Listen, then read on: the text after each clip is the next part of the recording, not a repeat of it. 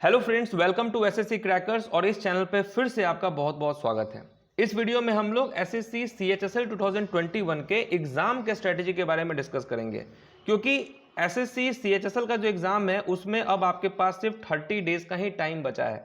तो इस 30 डेज में आप रीजनिंग में क्या पढ़ेंगे जिससे आपका बहुत अच्छा मार्क्स आए, इंग्लिश में फुल मार्क्स के लिए आपको क्या पढ़ना होगा, करंट अफेयर्स कितने महीने का आएगा, स्टैटिक जीके के लिए क्या करना है, कौन कौन से इंपॉर्टेंट टॉपिक्स हैं, मैथ्स के लिए क्या करना है, मॉक टेस्ट कितना बनाना है, ये सब चीज आपको इस वीडियो में कंप्लीट इंफॉर्मेशन मिलने वाला है।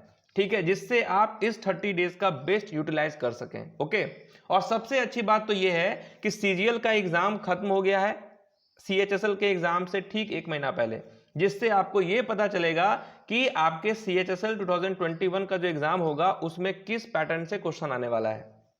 ठीक है, क्योंकि सीजीएल में जिस पैटर्न से क्वेश्चन आया है आप 90 से लेकर 95% तक ये एक्सपेक्ट कर सकते हैं कि सेम उसी पैटर्न पे आपका सीएचएसएल का भी एग्जाम होगा।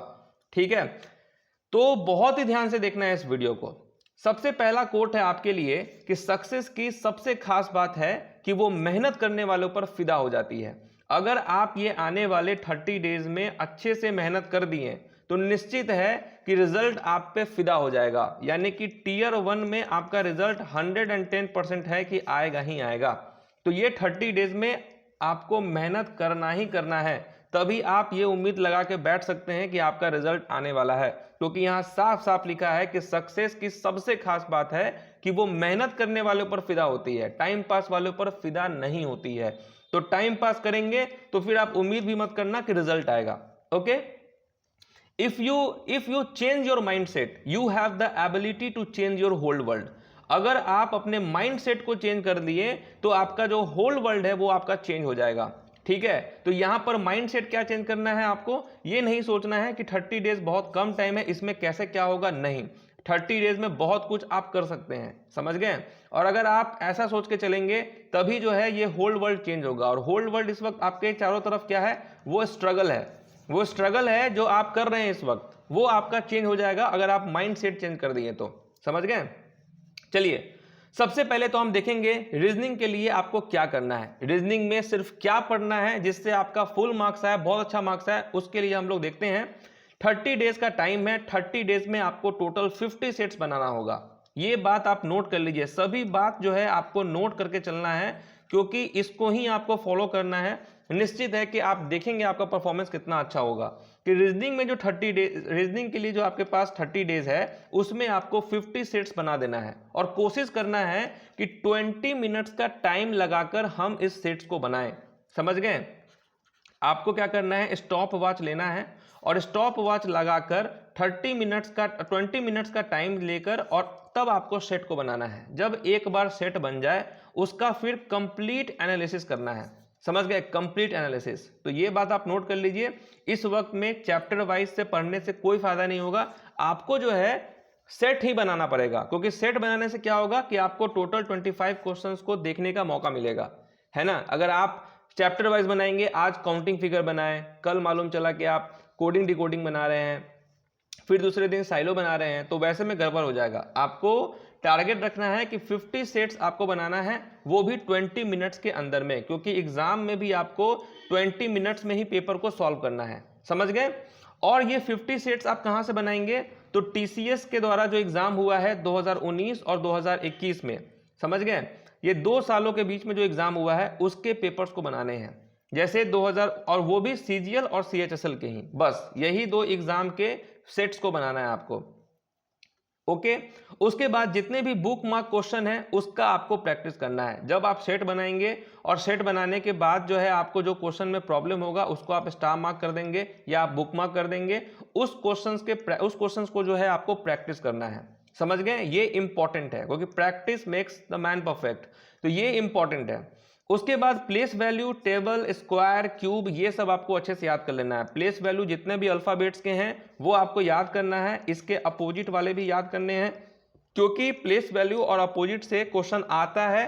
क्योंकि सीजीएल का जो एग्जाम हुआ है उसमें भी इस पैटर्न पे क्वेश्चन पूछा है, तो सीएचएसएल में भी पूछेगा।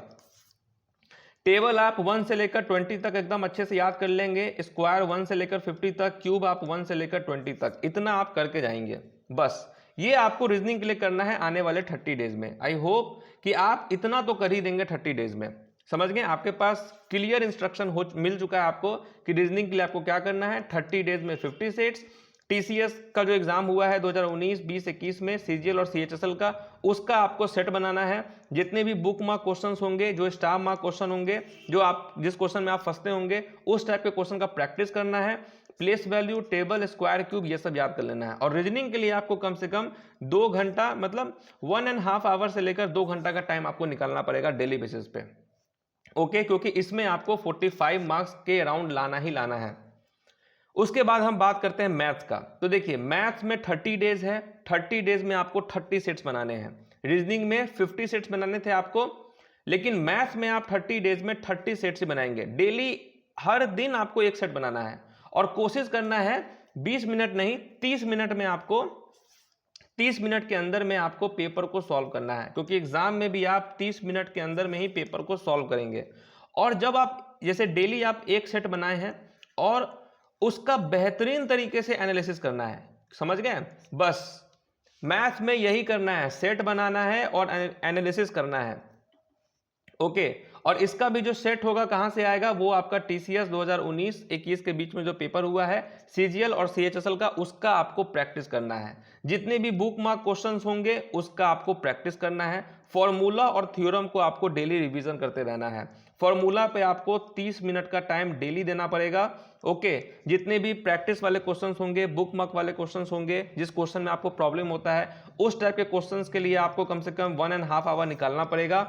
और आपको 1 घंटा जो है सेट को बनाकर और उसके एनालिसिस को करना ही करना होगा। इतना आपको मैथ्स के लिए करना पड़ेगा। इस वक्त चैप्टर वाइज बनाने से कोई फायदा नहीं होगा।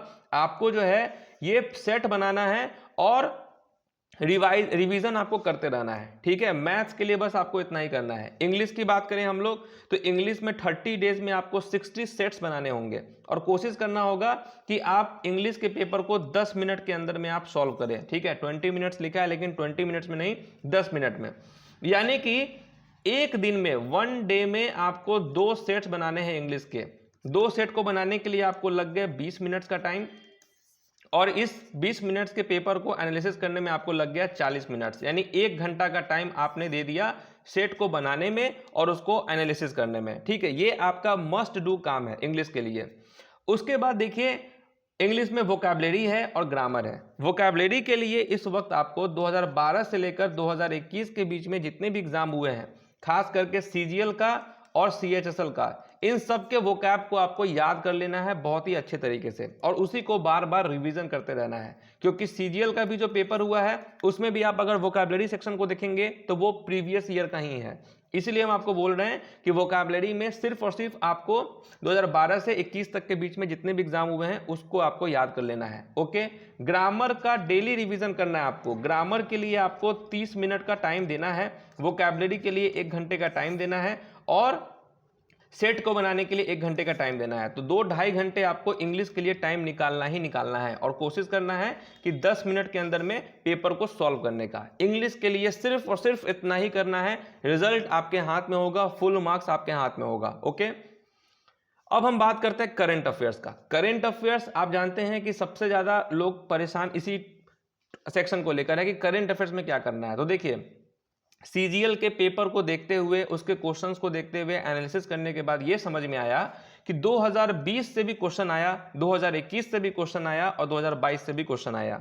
2020 के जितने भी मेजर इवेंट्स हो गए, मेजर इवेंट्स में क्या क्या आते हैं तो देखिए गवर्नमेंट के स्कीम, इंडिया के रैंक हो गए, अपॉइंटमेंट्स हो गए, इंपॉर्टेंट डेज, तो ये सब तो रिसेंट के आप करेंगे। लेकिन मेजर इवेंट्स में खास करके स्पोर्ट्स और आपका अवार्ड्स, ये 2 चीज तो आपको करना ही करना है। बुक एंड ऑथर्स हो गए, ये 3 चीज आपको करने हैं। बाकी जो भी इंपॉर्टेंट चीज है ये सब आप करेंगे मेजर इवेंट्स 2020 के।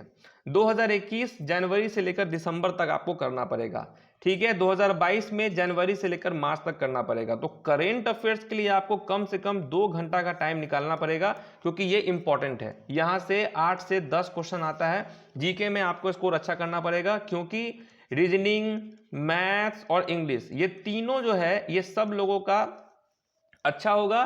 क्योंकि ये तीनों सेक्शन इसलिए अच्छा होगा क्योंकि उनको मालूम है कि हमको जितना ज्यादा स्कोर करना है वो इन्हीं 3 सेक्शन से करना है। आप इन तीनों सेक्शन से और इन सभी से आगे कब निकल सकते हैं, जब आप जीके में अच्छा परफॉर्मेंस देंगे। तो करेंट अफेयर्स के लिए आपको यही करना है, 2020 का जितना भी मेजर इवेंट्स है वो कर लेना है, 2021 का जनवरी से लेकर दिसंबर तक, 2022 का जनवरी से लेकर मार्च तक, ये सब आपको करना है। करेंट अफेयर्स का कौन कौन सा इंपॉर्टेंट टॉपिक्स है, तो गवर्नमेंट स्कीम हो गए, इंडिया के रैंक एंड इंडिसेस हो गए, appointment, important days, forecasted GDP of India, award and honours, summit and conference, joint military exercises, sports events हो गया, ऑब्चुरीज हो गया, पॉपुलर बुक रिलीज हो गया, ब्रांड एम्बेसडर हो गया और यूनियन बजट हो गया। देखिए यूनियन बजट से भी क्वेश्चन आया है, तो 2021 का यूनियन बजट और 2022 का यूनियन बजट, ये आप दोनों करके जाएंगे। सीजीएल में 2021 से पूछ रहा था, हो सकता है कि सीएचएसएल में 2022 से पूछे, लेकिन आप इन दोनों ईयर का यूनियन बजट करके जाएंगे। ओके, स्टैटिक जीके की बात करें हम लोग, तो स्टैटिक जीके में बहुत सारे इंपॉर्टेंट टॉपिक्स हैं, जैसे कि list of states and bird sanctuaries हो गया, वाइस प्रेसिडेंट, प्रेसिडेंट हो गया, जितने भी फॉरेन बैंक हो गए उसके हेड क्वार्टर, उसके tag lines, books and writers हो गया, गवर्नमेंट का स्कीम हो गया, list of important games, national park, head quarters, dance हो गया आपका, sources of nutrients, deficiency disease, Himalayan mountain peaks हो गया, सॉइल्स हो गया, ठीक है। उसके बाद जितने भी इंपॉर्टेंट मूवमेंट्स हो गए, कप एंड ट्रॉफीज हो गए, ओके। उसके बाद national symbols of India, country capital, river side cities, boundary line, superlatives India, nicknames of Indian cities, revolution, scientific instrument, census, census important है, यहाँ से क्वेश्चन आता है, nuclear power station, 5 year plan, Indian cities and their founder, UNESCO world heritage sites, okay, first women, first man, ये सब important topics हैं जो कि आपको करना ही करना है, ठीक है।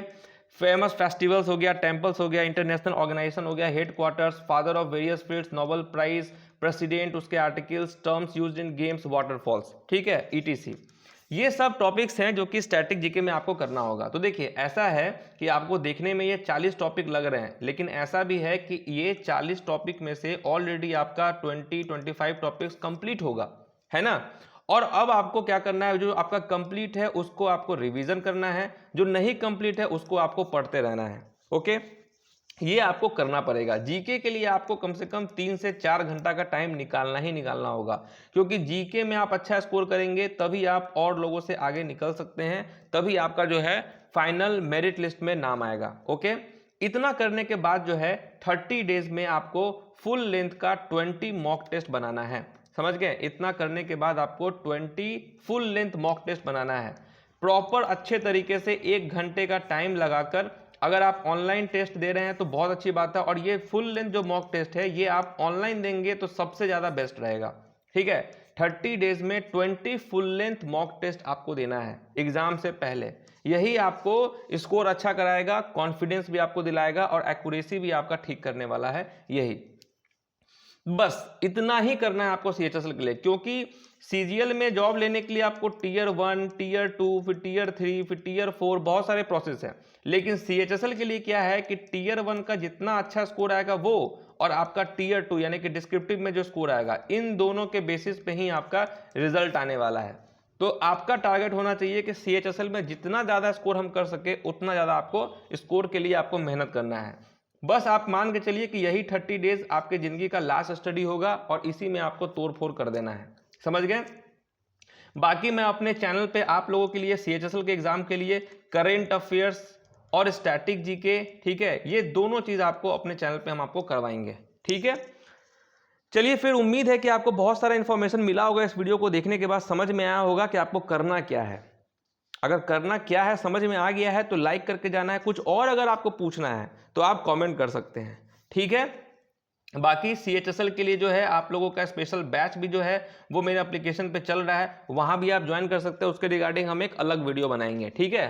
तो मिलते हैं आपसे नेक्स्ट वीडियो में, तब तक के लिए जो है ऑल द बेस्ट।